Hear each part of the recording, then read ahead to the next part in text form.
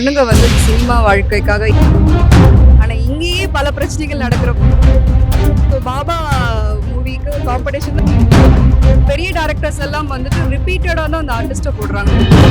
இப்படி அற நிர்வாணம் வந்து தேடி போய் டைரக்டர்ஸ் வந்து ஆப்பர்ச்சுனிட்டிஸ் கொடுக்குறாங்களே. இதனால நான் வந்துட்டு கேஎஸ் ரவிக்குமார் சார் படமே நான் இழந்திருக்கேன். ஃபேம் குறைஞ்சு போயிடும் அப்படின்னு நினைக்கணும் அவசியம் இல்லை. மீனா மேம் பெண்களுக்கு நடக்கிற இந்த பாதிப்புக்கு முக்கிய காரணம் ஆண்களா இருக்காங்களா இல்ல பெண்களா இருக்காங்களா மேம்? யார் சைடுல மிஸ்டேக்கா நீங்க பாக்குறீங்க? அது பெண்கள் தான்.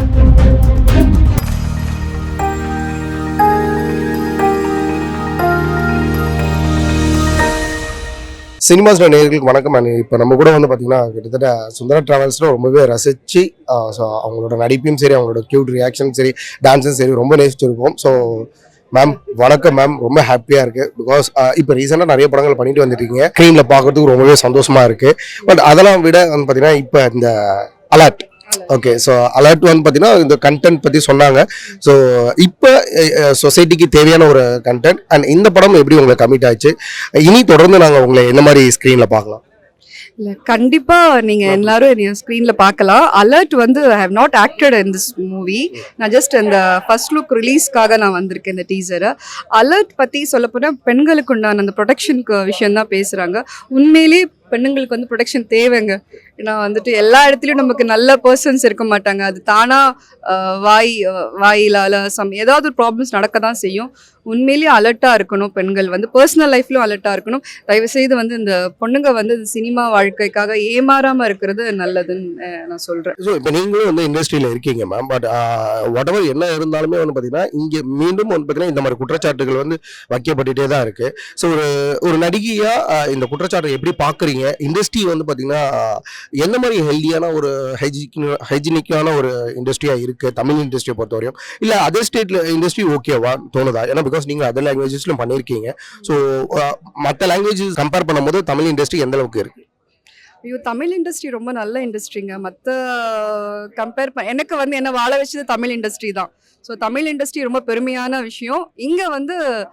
இங்கே எல்லாமே கரெக்டாக அந்த இருக்காங்க, பாகுபாடு பார்க்காம இருக்காங்க. ஸோ மற்ற இண்டஸ்ட்ரி பார்த்தீங்கன்னா அந்த அவங்க அது கொஞ்சம் பார்ட்டிஷன்ஸ் எல்லாம் இருக்குது. பட் தமிழ்நாடுவே நல்ல சேஃப்டியான பிளேஸ் தான். ஆனால் இங்கேயே பல பிரச்சனைகள் நடக்கிறப்போ நம்ம அலர்ட்டாக இருக்கிறது தான் நல்லது பொண்ணுங்களுக்கு. ஸோ அலர்ட் வந்து கண்டிப்பாக தேவைப்படுதுங்க பொண்ணுங்களுக்கு. இண்டஸ்ட்ரியில் வந்துட்டு ஃபஸ்ட்டை விட இப்போ வந்துட்டு நல்ல பெட்டராகவே இருக்குது, நல்ல ஸ்போர்ட்டிவாக இருக்குது, காம்படிஷனாக போயிட்டுருக்கு எல்லாருமே. அப்போல்லாம் வந்து அந்த பெரிய பட்ஜெட் தான் ரிலீஸ் ஆகும் அப்படின்ட்டு இருந்துச்சு. இப்போ எல்லாருமே போட்டி போட்டு படம் எடுக்கிறாங்க. நீங்கள் தான் பண்ணிக்கணும் அப்படின்னு பார்த்தா நாங்கள் வந்து அப்போ சுந்தரா டால்ஸ் வந்து நியூ. ஸோ பாபா மூவிக்கு காம்படிஷன் தான் ரிலீஸ் ஆச்சு எங்களோட மூவி. ஸோ அந்த மாதிரி நிறைய மூவிஸ் வந்து போட்டி போட்டு படங்கள் ப்ரொடியூசர்ஸ் எடுத்துட்டு இருக்காங்க.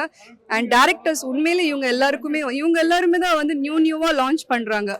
பட் பெரிய டேரக்டர்ஸ் எல்லாம் வந்துட்டு ரிப்பீட்டடாக தான் அந்த ஆர்டிஸ்ட்டை போடுறாங்க. அதுதான் எனக்கு ஒரு வருத்தத்துக்குரிய விஷயமா இருக்கு. இப்போ இன்னைக்கு வந்து இண்டஸ்ட்ரி சான்ஸ்க்காக வந்து பார்த்தீங்கன்னா ஃபோட்டோ ஷூட்டுன்ற பேரில் எல்லாருமே வந்து பார்த்தீங்கன்னா ரொம்ப அரை நிர்வாணத்தில் வந்து பார்த்தீங்கன்னா ஃபோட்டோ ஷூட் பண்ணுறாங்க.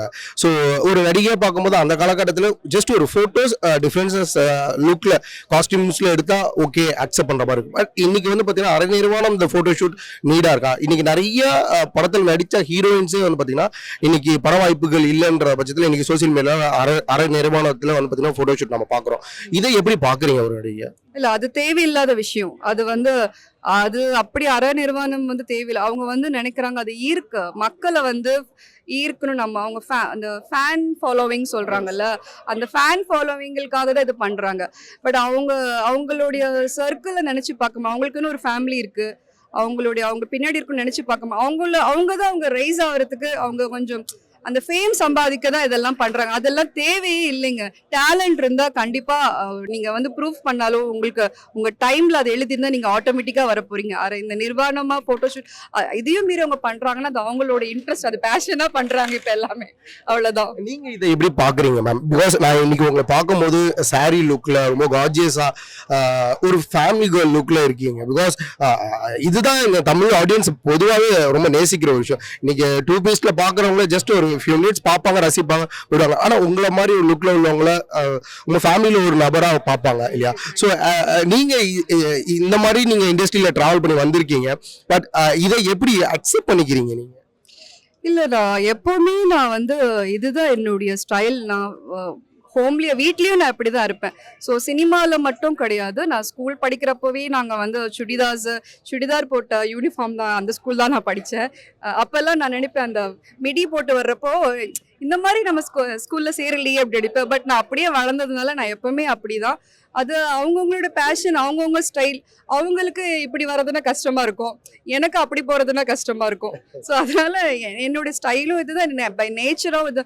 நாட் இந்த சினிமாக்காகலாம் நான் இப்படி கிடையாது, நான் எப்பவுமே அப்படிதாங்க. இதுதான் நான் விரும்புகிறேன். ஸோ இப்போ பெண்களுக்கு நடக்கிற இந்த பாதிப்புக்கு முக்கிய காரணம் ஆண்களா இருக்காங்களா இல்லை பெண்களா இருக்காங்களா மேம்? யார் சைடில் மிஸ்டேக்காக நீங்கள் பார்க்குறீங்க அது? பெண்கள் தான், அவங்கள் தான். அவங்க வந்துட்டு கொஞ்சம் என்ன சொல்றது, கொஞ்சம் மூளையை யூஸ் பண்ணியிருந்தாங்கன்னா இந்த மாதிரி போய் விழுந்திருக்க மாட்டாங்களே. அவங்களோட பேராசை, அவங்களோட இன்னசென்ஸ், ஆப்போசிட் பார்ட்டி வந்துட்டு அவ்வளோதான் கேட்ச் பண்ணிட்டு அது இந்த மாதிரி ப்ரொவைட் பண்ணுறாங்க, அவ்வளோதான். ஓகே. ஸோ இப்போ ரீசெண்டாக வந்து சீரியல் ஆர்டிஸ்ட் ஸ்ருதி கூட வந்து பார்த்தீங்கன்னா ஸோ ஒரு இஷ்யூஸில் நம்ம பெரிய டாக்காகவே இருந்துச்சு. பொதுவாக இண்டஸ்ட்ரி பொறுத்தவரையும் எந்த சைட்லேருந்து மேம் அட்ஜஸ்ட்மெண்ட் டாக்ஸ் இருக்குன்னு நினைக்கிறீங்க? டேரக்டர் சைட்லையா, இல்லை ப்ரொடியூசர் சைட்லையா, இல்லை ஆக்டர் சைட்லையா, இல்லை டெக்னீஷியன் சைட்லையா, யார் சைடில் இந்த கால் அதிகமாக கான்ஃபிடென்ட்டாக எடுக்கிறாங்க அப்படின்னு? அவங்க யாரை நம்புவாங்கல்ல, அவங்க யாராவது நம்புவாங்க. அது மேபி மேனேஜராக இருக்கலாம், இல்லை டேரக்டராக இருக்கலாம். ஸோ அந்த மாதிரி யாரையாவது நம்புவாங்கல்ல, அவங்க தான். அவங்க யார் அதை வந்து கொஞ்சம் சூஸ் பண்ணி வெயிட் பண்ணி பண்ணியிருக்கணும். ஆனால் இந்த மாதிரி பண்ணணும்னு அவசியம் இல்லை. ஸோ வெயிட் பண்ணி என்னதான் நம்ம பண்ணுறாங்கன்னு பார்த்துட்டு நம்ம டேலண்ட்டை வந்து நடிப்பில் காமிச்சிருக்கலாம். இப்படிலாம் போகணும்னு அவசியம் இல்லை இல்லையா? ஸோ அப்போ வந்து பெண்கள் அவங்களே தானே ஏமாத்திக்க தான் செய்கிறாங்க. பட் அவங்க வந்து என்னதான் ஆப்போசிட் பார்ட்டி மேனாக இருந்தாலும் அவங்க வந்து திரையுலகத்துக்கு வரப்போகிறது இல்லை ஸ்க்ரீனில். So we have to be protect. என்னை பொறுத்த வரைக்கும் பார்த்தீங்கன்னா கேர்ள்ஸ் அவங்க மேலே தான் மிஸ்டேக் நான் சொல்லுவேன்.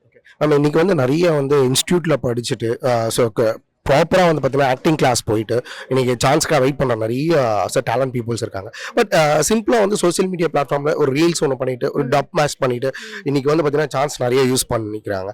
இன்னைக்கு இவங்க இருவரில் யாருக்கு அதிகமாக சான்ஸ் கிடைக்குது? இண்டஸ்ட்ரி பொறுத்தவரையும் இது ஹெல்த்தியான விஷயமா பார்க்குறீங்க? No, this is not healthy. அவங்க வந்து இது நானும் வந்து கண்டிக்கிறேன். பிகாஸ் வந்து ரீல்ஸ் ஃபேன் ஃபாலோவிங்கால வந்து ஆஃபர்ஸ் கிடைக்குதுன்னா இது வந்து எனக்கு வந்து உடன்பாடு இல்லைங்க. ஏன்னா எவ்வளோ பேருக்கு டேலண்ட்ஸ் இருக்கும், அதுக்குண்டான ஆப்பர்ச்சுனிட்டி அவங்க கொடுத்தா அந்த அந்த ஸ்க்ரீன் முன்னாடி அந்த கேமரா முன்னாடி நடிச்சு காமிக்கிறப்போ அது வெளியாகிறப்போ ஆட்டோமேட்டிக்காக தெரிய போகுது. சும்மா ரீல்ஸ் பண்ணுறதுனால அந்த ஃபேன் ஃபாலோவிங் இருக்கிறதுனால ஆப்பர்ச்சுனிட்டிஸ் கிடைக்கிறது வந்து எனக்கு உடன்பாடு இல்லை. நீங்கள் என்ன மாதிரி கேரக்டர்ஸ் இனி பண்ணலான்னு இருக்கீங்க மேம்? ஸோ என்ன மாதிரி இண்டஸ்ட்ரியில் நீங்களும் ட்ராவல் பண்ணணும்னு நினைக்கிறீங்க? பிகாஸ் இந்த மாதிரி ஒரு ஹெல்த்தியான ஒரு இந்த மாதிரி ஒரு சுச்சுவேஷனில் நீங்கள் இண்டஸ்ட்ரியில் ட்ராவல் பண்ணுறது உங்களுக்கு பிடிச்சி ட்ராவல் பண்ணுறீங்களா இல்லை லைக் எப்படி? இல்லை, ஃபஸ்ட்டு வந்து நான் எப்போவுமே ஹோம்லி தான் நான் ப்ரிஃபர் பண்ணுவேன். இதனால நான் வந்துட்டு கேஎஸ் ரவிக்குமார் சார் படமே நான் இழந்திருக்கேன். அந்த நேரத்தில் நான் மாடர்ன் ட்ரெஸ் பண்ண மாட்டேன் அப்படின்னு சொல்லிட்டு. இப்போ என்ன நமக்கு டஃப்பாக விஷயமா இருக்குதுன்னா, அவங்களுக்கு ஃபேன் ஃபாலோயிங் அதிகமாக இருக்குது. அவங்க வந்து பயங்கர ரீச்சாக இருக்கிறாங்க. பயங்கர ரீல்ஸில் வந்து இவ்வளோ இன்ஸ்டாகிராம் ஃபாலோவர்ஸ் இருக்காங்க. இப்போ வந்து அப்படி தான் தேடி போய் டேரக்டர்ஸ் வந்து ஆப்பர்ச்சுனிட்டிஸ் கொடுக்குறாங்களே தவிர உண்மையிலே டேலண்டாக இருக்கிற ஒரு ஆர்டிஸ்ட்டை வந்து அவங்க தேட மாட்டேங்க. நீங்க அப்படி ஒரு சான்சஸ் டைரக்டர்ஸ்க்கு கொடுக்கணும்ன்றதா நான் வந்து சொல்ல விரும்புறேனே தவிர அது அவங்களோட விருப்பம். ஏன்னா இப்போ வந்து ஒரு ஆர்டிஸ்டோட பெரிய ஆர்டிஸ்டோட நடிச்சிட்டாங்கன்னா அவங்களுக்கே தான் திரும்ப வந்து போய் கொடுக்குறாங்க. ஸோ நிறைய பேர் இருக்கிறாங்க ஆர்டிஸ்ட், நிறைய பேருக்கு நீங்க ஆப்பர்ச்சுனிட்டிஸ் கொடுக்கணும். அப்படி இல்லை இப்போ. ஸோ இதெல்லாம் மாறணுங்க. அதை பார்க்குறப்போ இந்த டைரக்டரும் சரி ப்ரொடியூசரும் சரி நிறைய நியூ ஆர்டிஸ்டுக்கு கொடுத்துருக்காங்க. நிறைய நிறைய டேலண்ட்ஸ் வெளிப்படலாம். அவங்க நாளைக்கு வந்து ஒரு பெருசா பேசுற அளவுக்கு ஆர்டிஸ்ட் ஆகலாம். ஸோ இப்படி உண்மையான டேலண்ட் இருக்கு, நிறைய பேருக்கு இருக்கு. அது அவங்க உண்மையில் நடிச்சதுக்கு அப்புறம் ஸ்க்ரீன்ல அந்த சான்ஸ் கொடுங்க. இல்லை ஆல்ரெடி நடிச்சு டேலண்டா இருக்கிறவங்களுக்கு திருப்ப கொடுங்க. நீங்க ஒன்லி ஃபேன் ஃபாலோயிங் அதிகமா இருக்கு, இன்ஸ்டால ரீல்ஸ் அதிகமா இருக்குன்னு சொல்றது எனக்கு உடன்பாடு இல்லைங்க. லாஸ்ட் ஒரே கொஸ்டின் முடிக்கிறேன் மேம். இப்போ நீங்க சொன்னீங்க ஆல்ரெடி டேலண்ட் பீப்புள்ஸ் இருக்காங்க, அவங்களுக்கு ரிப்பீட் சான்ஸ் கொடுங்க. மீனா மேம் வந்து பாத்தீங்கன்னா கிட்டத்தட்ட அவங்களோட டேலண்ட் நிறைய படங்கள் மூலமா ப்ரூவ் பண்ணியிருக்காங்க. பட் இப்போ திருப்பி அவங்களுக்கு சான்ஸ் பெருசா கிடைக்கல இண்டஸ்ட்ரி பொறுத்தவரை. அவங்க திருப்பி ரீல்ஸ் தான் பண்ணிட்டு இருக்காங்க. அதையும் நீங்க பாப்பீங்க. ஆக்டர்ஸ் மீனா அவர்களுக்கு கேட்குறேன். ஸோ இந்த மாதிரி அவங்க ஒரு சிறந்த நடிகைகளோட நிலைமையை பார்க்கும்போது எப்படி ஃபீல் பண்றீங்க? இதுக்கு உங்களோட கண்டனங்கள் என்னவாக இருக்கும்? இல்லை, எல்லாருமே அதுதான். அவங்க வந்துட்டு படங்கள் இல்லைன்னு சொல்ல முடியாது, படங்கள் பண்ணிட்டு தான் இருக்காங்க. ஸோ மேபி அந்த கனெக்ட் இருக்கணும், இல்லை மக்கள் கிட்ட அந்த கனெக்ட் இருக்கணும்னு சொல்லி அவங்க பண்ணலாம். அது வந்து தப்பில்லை. ஸோ மேபி அவங்களுக்கு அந்த அவங்களுக்கு ஏதாச்சும் ஒர்க் பண்ணிட்டே இருந்தவங்க இல்லையா? ஸோ ஒர்க் பண்ண டைம் கிடைக்கிறப்போ அந்த மக்களோட கனெக்ட்காக பண்ணலாம். அவங்களுக்கு வந்துட்டு அந்த ஃபேம் குறைஞ்சு போயிடும் அப்படின்னு நினைக்கணும்னு அவசியம் இல்லை. மீனா மேம் தான் எப்பவுமே அவங்களுக்கு அந்த ஃபேம் எப்பவுமே இருக்கு. அவங்க இப்படி பண்ணி தான் அவங்க அந்த ஃபேம்ல இருக்கணும்னு அவசியம் இல்லை. ஸோ அது மக்களோட கனெக்ட்ல இருக்கணுன்றதுக்காக அவங்க பண்றதுக்கு அது தப்பு இல்லையே. தொடர்ந்து உங்களை ஸ்க்ரீனில் பார்த்துட்டே இருக்கணும். நிறைய வெற்றி படங்களை உங்களை தொடர்ந்து கண்டிப்பா பார்க்கணும். கண்டிப்பா நீங்க என்னை தொடர்ந்து பாப்பீங்க. நிறைய படங்கள் நான் பண்ணுவேன். இப்போ நெக்ஸ்ட் மந்த் என்னுடைய படம் ரிலீஸ் ஆக போகுது, ஸ்வீட்டி நாட்டி கிரேசி. தயவு செய்து நான் உங்களை அந்த லான்ச்லயே சந்திப்பேன். ஸோ கண்டிப்பா இந்த ராதாவை இனிமே நீங்க பார்க்கலாம். தேங்க்யூ. உங்களுடைய அஃபெக்ஷனுக்கு எப்பவுமே என்னுடைய நன்றிகள், மனமார்ந்த நன்றிகள் for this media. Thank you so much. Thank you so much.